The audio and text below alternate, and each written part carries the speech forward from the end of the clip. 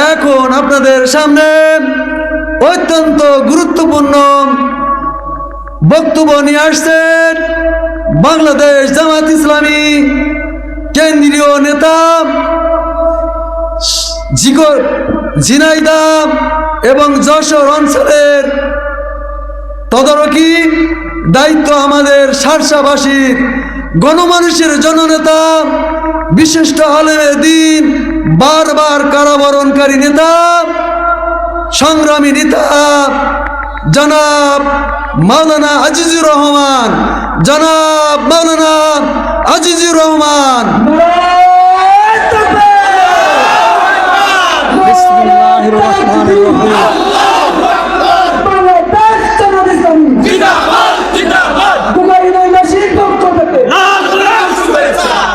বিসমিল্লাহির রহমানির রহিম। নাহমাদুহু ওয়া নুসাল্লি আলা রাসূলিহিল কারীম। আজকের এই মহতী সমাবেশের সম্মানিত সভাপতি আমাদের শ্রদ্ধেয় নেতা হযরত মাওলানা ইব্রাহিম সাহেব,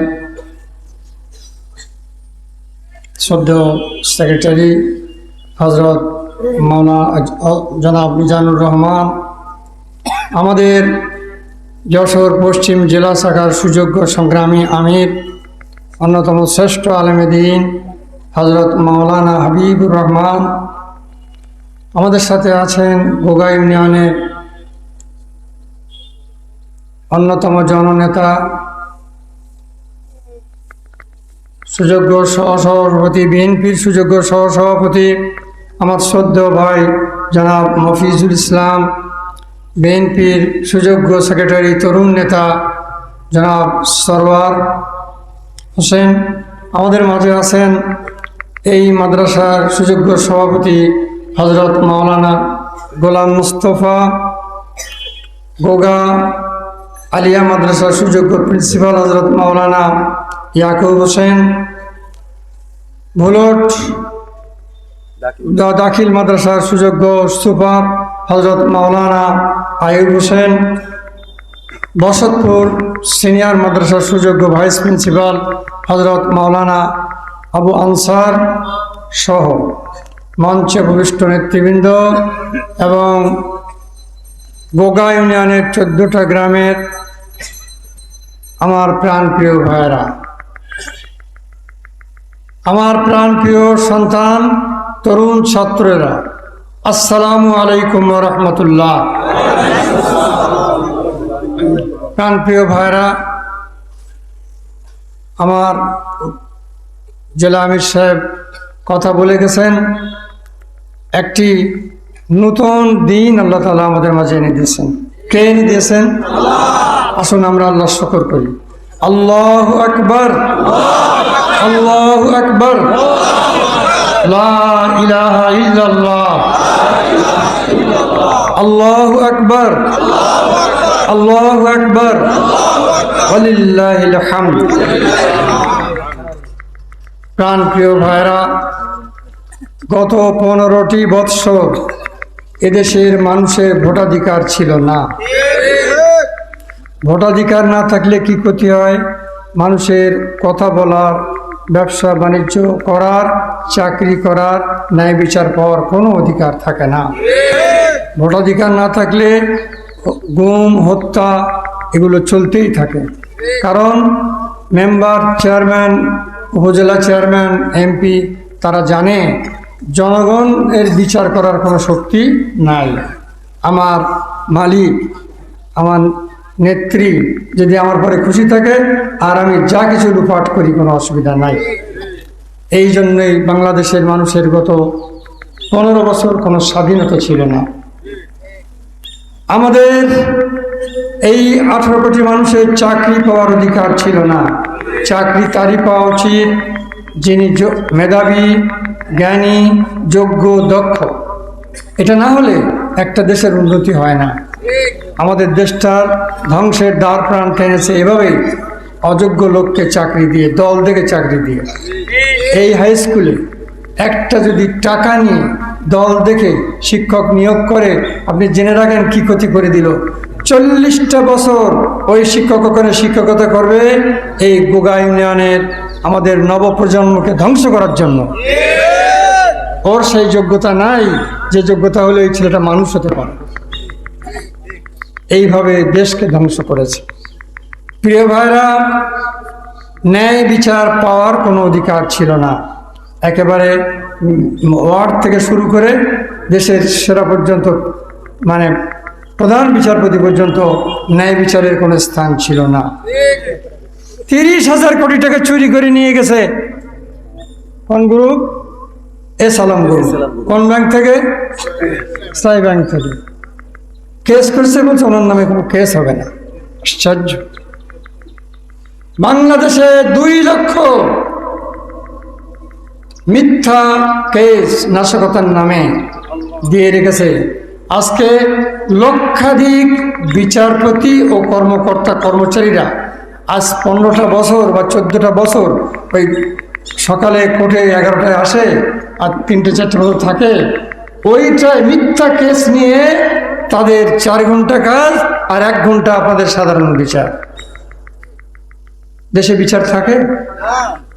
তারা জানে না এটা মিথ্যা কেস।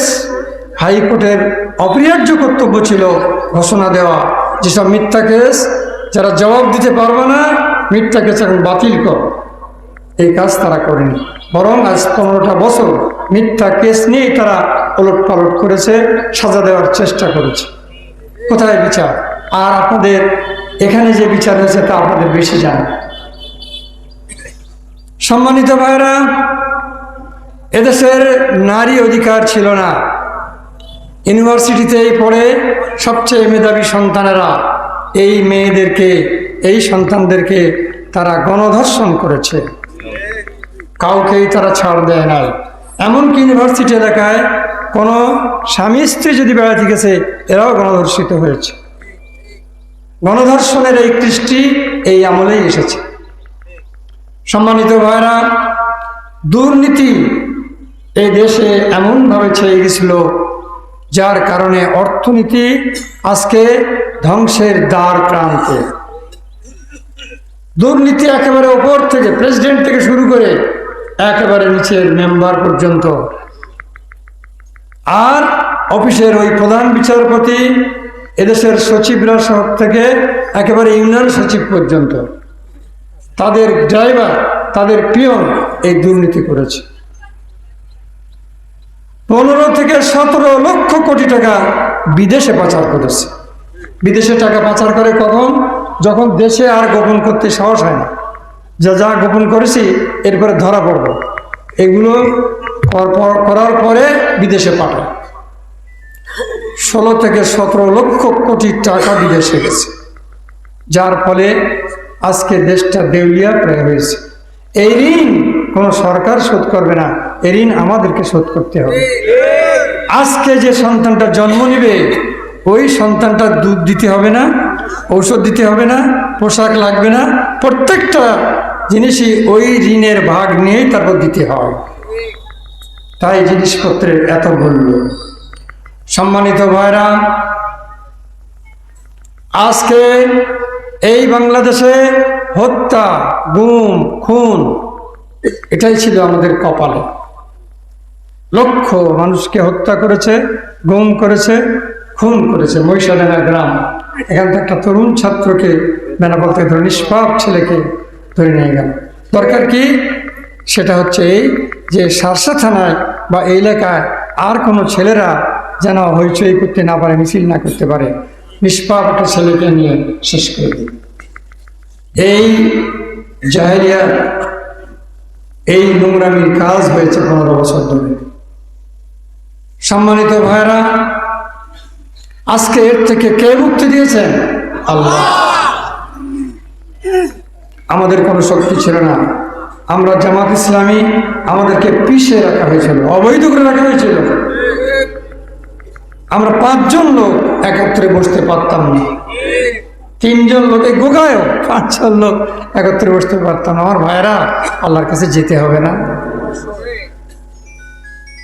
সম্মানিত ভাইরা, আজকে এই যে খুন, গুম, অবিচার, অত্যাচার দেশ ছেয়ে গেছিল, তার থেকে আজকে মুক্তি দিয়েছেন কে? আজকে এই মুক্তির জন্য ইউনিভার্সিটি, কলেজ, মাদ্রাসা সেরা ছাত্ররা, মেধাবী ছাত্ররা এই জীবন দিয়েছে। 15 বছর ধরে ইউনিভার্সিটির ছাত্র দেখেছে। প্রিয় ভাইরা, ক্লাস 10-এ যে ছেলেরা থাকে 50 জন 100 জন, ওরা চেনে কে ফার্স্ট হওয়ার ছেলে, কে ফার্স্ট ডিভিশনে যাওয়ার ছেলে। চেনে না? ক্লাসের ছেলে। ইউনিভার্সিটির ছেলেরা দেখছে কারা বিসিএস ক্যাডারে যাওয়ার ছেলে আর কারা যায়, কারা পিএসসিতে চান্স পাওয়ার যোগ্যতা আছে আর কাদের নাই। তারা দেখে যারা যোগ্য তাদের স্থান নাই, অযোগ্যরাই যাচ্ছে। তাই তাদের চোখে অন্ধকার দেখছিল তারা। কিভাবে আমাদের জীবন আজকে পশ্চিমা দেশে যেতে হলে ওই ভূমধ্যসাগরে ডুবে মরতে হয়, সেখানে যে কোনো মূল্য পাওয়া যায় না। মালয়েশিয়ায় যে আমাদের ছেলেরা ডুবে মরে রাস্তায়, সেখানেও কোনো মূল্য পাওয়া যায় না। তাহলে আমাদের ভবিষ্যৎ কি? তাই তারাই এই জীবন বাজি রেখে এই কাজে আগিয়ে এসেছে। প্রাণ প্রিয় ভাইরা, এখানে আমাদের জামাতেরও ভূমিকা নাই, বিএনপিরও কি নাই, ভূমিকা নাই। আমাদের তো অচল করে দিয়েছিল। যদি আমাদের অচল না করতো তাহলে তাদের এই অবস্থা আজকে হতো না। সম্মানিত ভাইরা, আল্লাহ যিনি দিয়েছেন তার শুকর আদায় করতে হবে। আল্লাহ তাআলা বলেন, বিসমিল্লাহির রহমানির রহিম, লাইন শাকারতুম লাযীদান্নাকুম ওয়া লাইন কাফারতুম ইন্না আযাবী লাশাদীদ। তোমরা জেনে রাখো, আমি তোমাদের যে নিয়ামত দিই তার যদি তোমরা শুকর আদায় করো তাহলে আমি আরো অনেক বাড়িয়ে দেব, আর যদি না শুকর করো তাহলে জেনে রাখো আল্লাহর আযাব বড় কঠিন। আল্লাহর আযাব কঠিন না? কঠিন না, যে একদিন আগে বোঝা যায় না। আল্লাহ বলছেন, সানাস্তাদরিজুহুম, আমি তোমাদেরকে গোপন পথ দিয়ে, মানে তোমাদের অনুভূতির বাইরে থেকে সাড়া থাকবে না, তোমাদের আমি ধ্বংসের ভিতরে নিয়ে যাব। সম্মানিত ভাইরা, এই শুকর আদায় করা দরকার। শুকর আদায় করার জন্য আমি আমার ভাইদের কাছে আজকে আবেদন করবো, আসুন আমরা উঠতে, বসতে, চলতে, ফিরতে, কথা বলতে, ছেলে মেয়ের সঙ্গে কথা বলতেও আমরা আল্লাহর যেন শুকর আদায় করি। আলহামদুলিল্লাহ। মনে মনে বলি, আল্লাহ, অন্ধকার এই দেশে আপনি আলো দিয়েছেন, আজকে সুবাস দিয়েছেন। আপনার এই রহমত, আল্লাহ, এর শুকর আদায় করার শক্তি আপনার এই বান্দাকে দিন। আলহামদুলিল্লাহ, আলহামদুলিল্লাহ, সুবহানাল্লাহ, এই ধরনের যত আছে এগুলো বলবেন। আর একটা জিনিস বুঝতে হবে, সেটা হচ্ছে শুকর আদায় শুধু আলহামদুলিল্লাহ পড়লে, সুবহানাল্লাহ পড়লেই শুকর আদায় হয় না। মূল শুকর আদায় হচ্ছে ওই যে নিয়ামত আল্লাহ দিয়েছেন, ওই নিয়ামতের সুরক্ষার জন্য কাজ করে যাওয়া।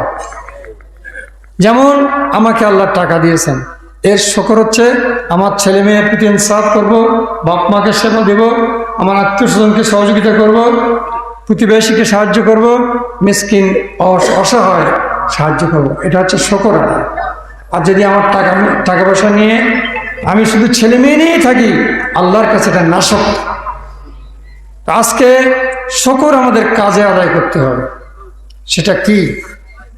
আজকে দেশে দ্বিতীয়বার স্বাধীনতা এসেছে, ছেলেরা বিপ্লব ঘটিয়েছে।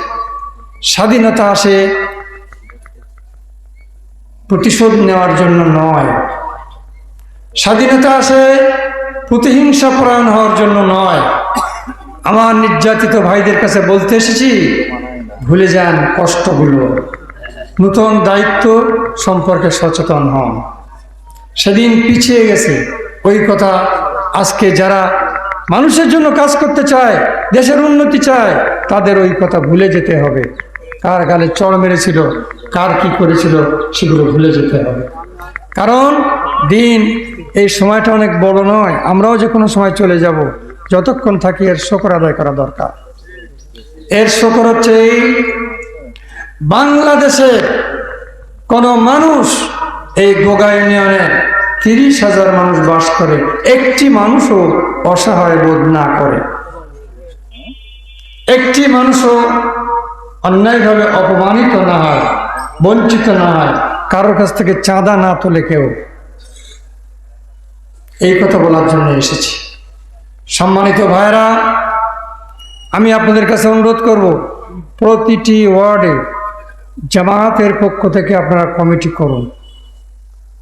যিনি সাহসী, যিনি মানবসেবী, যিনি পরিশ্রমী, এমন লোক ধরে বিএনপি কমিটি করার জন্য বলবো। সম্মিলিতভাবেও করতে পারেন, আপনারা নিজের তো করুন আগে, তারপরে সম্মিলিত আপনারা করুন।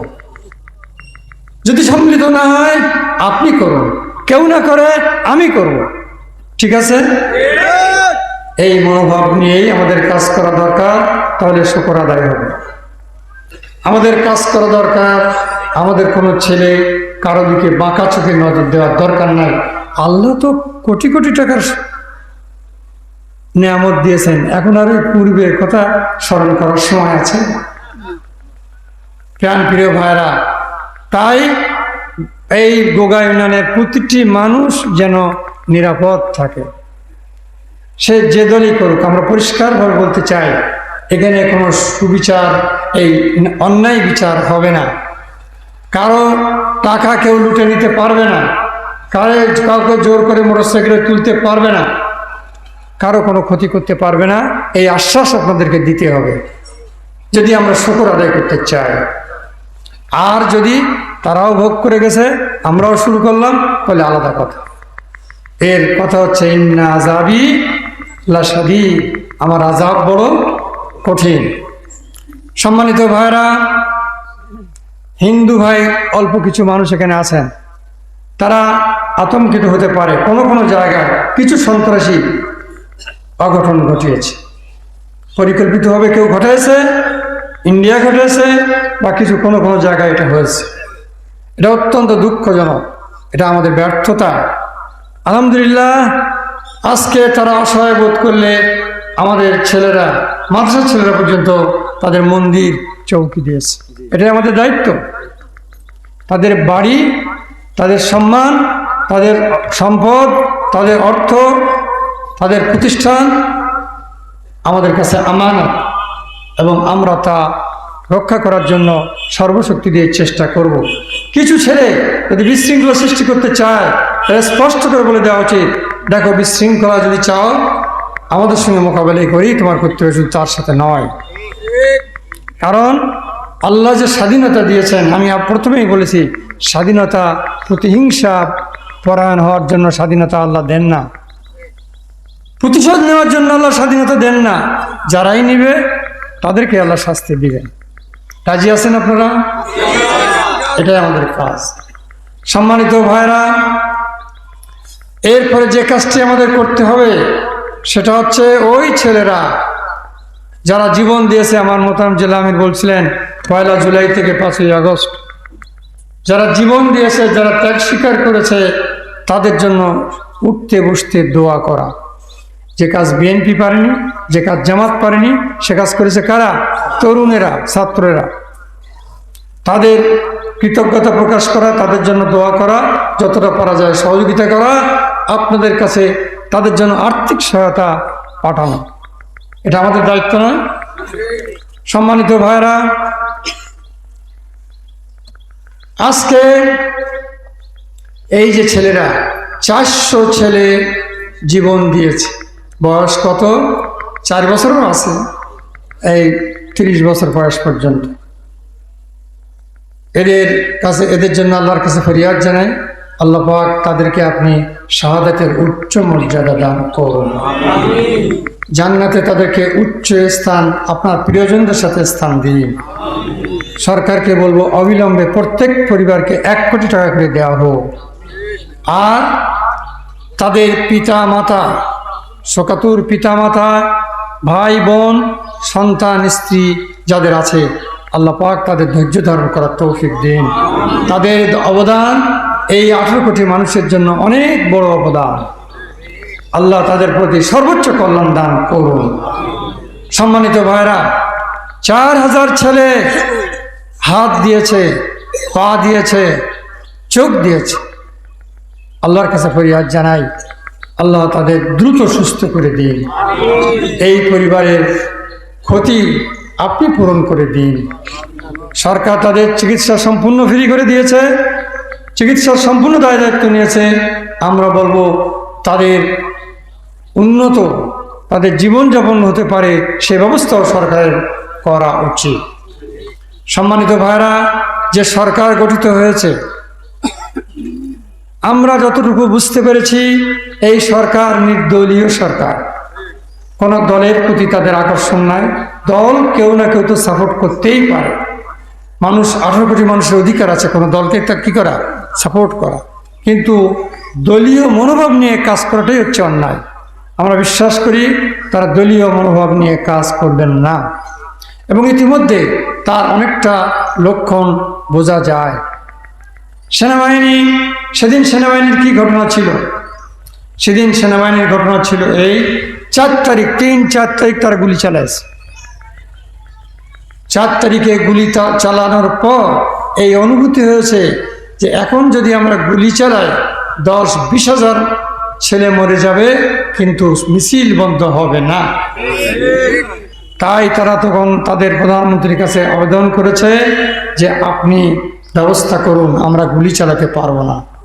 তিনি সর্বশেষ পর্যন্ত অত্যন্ত ধমক দিয়েছেন আর্মিকে, বিডিআরকে, পুলিশ বাহিনীকে, প্রশাসনকে, তোমাদের কি দায়িত্ব, তোমরা করতেছো কি? তারা বললেন যে তখনকার 5 তারিখের যে ঘটনা, 5 তারিখের ঘটনা, ছেলেরা ঢাকা চলো সূচি ছিল ওদের মঙ্গলবার, কিন্তু রবিবারে যখন ব্যাপকভাবে গুলি চলল তখন বিকেল বেলায় তারা ঘোষণা দিল মঙ্গলবার নয়, সোমবার। কি বার? বলেন, এই ছাত্ররা তো যশোরের আছে, সারা দেশের আছে, কেউ রাস্তা ছেড়ে যায় নাই। একদিন পরের প্রোগ্রাম একদিন আগে এসেই তারা করলেন, মরিয়া হয়ে তারা ছিল। এটা আর্মি বুঝেছিল। তখন সর্বশেষ আর্মিরা বলল মাত্র 45 মিনিট সময়, তারা কিন্তু আমাদের এখানে পৌঁছে যাবে। বুঝি না, যদি সেটাই আসে 500 লোক অস্ত্র নিয়ে, এখানে কোনো জ্ঞানী লোক যদি বলে যে এখন তারা সেটাই পার হচ্ছে, বুঝি না কমিটির মধ্যে গোগায় আসবে? বুঝি না বুঝি। আর্মি বলল 45 মিনিটের মধ্যে আপনাদের আমাদের কারোই জীবন থাকবে না, পুড়ে ছাই হয়ে যাবে। তারপরে তার বোন, তার ছেলে তাকে অনুরোধ করে রাজি করেছে। এখন বলতেছেন বিদেশে যে তোমাদের জীবনের ক্ষতি হবে বলে আমি কি করেছি, পদত্যাগ করেছি। সম্মানিত ভাইয়েরা আমার, তোমরা আমাকে চাওনি বলে আমি কি করেছি, পদত্যাগ করেছি। তবে তোমরা লক্ষ্য রেখো যেন মৌলবাদীরা আগে না উঠতে পারে। কত দরদ দেশের জন্য। আমার ভাই বলেছেন যে পিয়ন, উনি বললেন, আমি বলছি না, উনিও বলেন নাই। কে বলেছেন? প্রধানমন্ত্রী। আমার বাড়ির পিয়ন 400 কোটি টাকার মালিক হয়ে গেছে, আর হেলিকপ্টারে বাড়ি যায়। বলেছিলেন না? বলেছিলেন কোন দিন? যার একদিন আগে উনি পগার পান, তাকে পার করে দিয়ে তারপর যাবেন সামনের মধ্যে। কি জঘন্য অপরাধ! সেনাপতি তার সেনাপতি যে ছিল, সেই সেনাপতি 18 কোটি মানুষের জীবন রক্ষার দায়িত্ব, এই দেশকে হেফাজত করার দায়িত্ব, এদেশের মাটিকে হেফাজত করার দায়িত্ব, সর্বভৌমত্ব হেফাজত করার দায়িত্ব যার হাতে, বিশ্বের সেরা অস্ত্র যার হাতে, তিনি কি করলেন? তার খুনি 2 ভাইকে ওই গোলাম প্রেসিডেন্ট, কি ওর নাম, আব্দুল হামিদ, দিয়ে সই করে মাফ করে নিয়ে, কেমন ফাঁসি ছিল তাদের অর্ডার, মাফ করে নিয়ে বিদেশে পাঠালেন। কোনো বিদেশ এদের নেয় না, আইন নেই। ফাঁসির আসামিকে বিদেশ কি করে না, নেয় না। উনি করলেন কি, নাম পাল্টালেন, আইডি পাল্টালেন, পাসপোর্ট পাল্টালেন, ভিন্ন ভিন্ন নাম দিয়ে বিদেশে পাঠালেন। এটা জঘন্য কাজ কোনো সেনাপতি করতে পারে? তিনি করেছিলেন। আর লক্ষ কোটি টাকা তারা বিদেশে পাঠিয়েছে। যখন এটা আল জাজিরা বলেছিল, তখন আমাদের দেশ তো বলা হয়েছিল আল জাজিরা হচ্ছে রাজাকার। আল জাজিরা কি বলেন? রাজাকার। আর এখন সারা পৃথিবী বলেছে, ওনারাও স্বীকার দিয়েছেন। তারপরে এদেশে 3 লক্ষ পুলিশ, প্রায় 3.5 লক্ষ পুলিশ আমাদের জান মাল রক্ষা করা, শান্তি রক্ষা করা, দুর্নীতি প্রতিরোধ করা যার দায়িত্ব, তার প্রধান কামটা কি করেছেন? বিদেশে যা পাঠিয়েছেন লক্ষ লক্ষ কোটি টাকা বাদ, শুধু দেশেই ঢাকা, চিটাগং, কক্সবাজারের এই ওপরের জায়গায় 650 বিঘে জমি কিনেছে। বলেন, যার বিঘে হয়তো কোটি টাকাও হবে না, কোটি টাকা কোথায়, অনেক অনেক বেশি। তো তো এই জমি কিনে তারপর সেখানে রিসোর্ট করেছে। শত রিসোর্টের মালিক তিনি। রিসোর্ট কারে বলে? যেখানে রাত্রে মদ মহিলা নিয়ে আনন্দ হয়। সম্মানিত ভাইরা, পুলিশ প্রদানে করলে আর তার নিচে পর্যন্ত 3.5 লক্ষ পুলিশ যা করার তাই করেছে। সম্মানিত ভাইরা, আর তো এইভাবে তার মানে কি, দেশের প্রধান বিচারপতি থেকে ম্যাজিস্ট্রেট পর্যন্ত, প্রেসিডেন্ট থেকে একেবারে চেয়ারম্যান মেম্বার পর্যন্ত, পুরো প্রশাসন থেকে নিচের একেবারে ইউনিয়ন কাউন্সিল পর্যন্ত, পুরো প্রশাসনের যারা কর্মচারী সেখান থেকে একেবারে ইউনিয়ন কাউন্সিলের কর্মচারী পর্যন্ত, এই কামটাই তারা করেছে। সম্মানিত ভাইরা, এর হাত থেকে দেশকে বাঁচাতে হবে। আপনারা যদি এখন আনন্দ করেন আর স্লোগান দেন, আমার ছেলেরা স্লোগান দেন, তোমাদের স্লোগান হচ্ছে মানুষের কাছে কাজ করাই হচ্ছে বড় দায়িত্ব এখন। তো প্রাণ প্রিয় ভাইরা, আমি আপনাদের কাছে আবেদন আকুতি করে গেলাম, সাথে সাথে বলবো আমাদের প্রত্যেকেই আত্ম উন্নয়নের চেষ্টা করতে হবে, আল্লাহর কাছে যেতে হবে। কাদ আফলাহা মান যাক্কাহা ওয়া কাদ খাবা মান দাসসাহা। যে তার আত্মার উন্নতি করতে পারলো সে তার জীবনকে সফল করলো, উন্নতি করতে পারলো না তার জীবন ধ্বংস হয়ে গেল। আত্মার উন্নতি কারে বলে? প্রতিদিন একটি সময় আসুন আল্লাহর কাছে বসি, যখন কেউ নাই, চোখ বন্ধ করে হোক আর করে আল্লাহর কাছে বসে ভাবি, আল্লাহ কালকের চেয়ে আজকের দিনটা কি আমার ভালো গেল? আমি কি স্ত্রীর প্রতি কোনো গরম নজরে তাকাইনি তো? আমার কোনো ভাইয়ের কোনো ক্ষতি করিনি তো? আমার প্রতিবেশী কেউ আমার দ্বারা ক্ষতিগ্রস্ত হয়নি তো? আমার কোনো খরিদ্দার আমার দ্বারা ঠকেনি তো? এইসব কথা চিন্তা করা, কাউকে আমি বাড়ায় কথা বলিনি তো? এই কথা যে ব্যক্তিটি চিন্তা করে, আল্লাহর কাছে চোখের পানি ফেলে, ওয়াদা করে, আল্লাহ তাআলা তার আত্মাকে উন্নত করে দেন। পারি না এই কাজ করতে? আমরা যে দল করি, যাই করি, আখিরাতে যেতে হবে না, এই চিন্তাটা আমরা করি। পাশাপাশি জামাতে নামাজ, কোরআন হাদিস পড়া, ইসলামী সাহিত্য পড়া আপনার আমার আত্মার উন্নয়ন সহায়ক হবে, আপনার পরিবারের আত্মার উন্নয়ন সহায়ক হবে। প্রাণ প্রিয় ভাইরা, এবং যথাসাধ্য এই দেশটাকে মেরামত করার, এই দেশটাকে উন্নত করার, এই ঋণ থেকে দেশকে মুক্ত করার জন্য আমরা যথাসাধ্য চেষ্টা করব। আল্লাহ যেন আমাদের সেই তৌফিক দান করেন। আমা তৌফিক ইল্লা বিল্লাহ। আসসালামু আলাইকুম ওয়া রাহমাতুল্লাহ।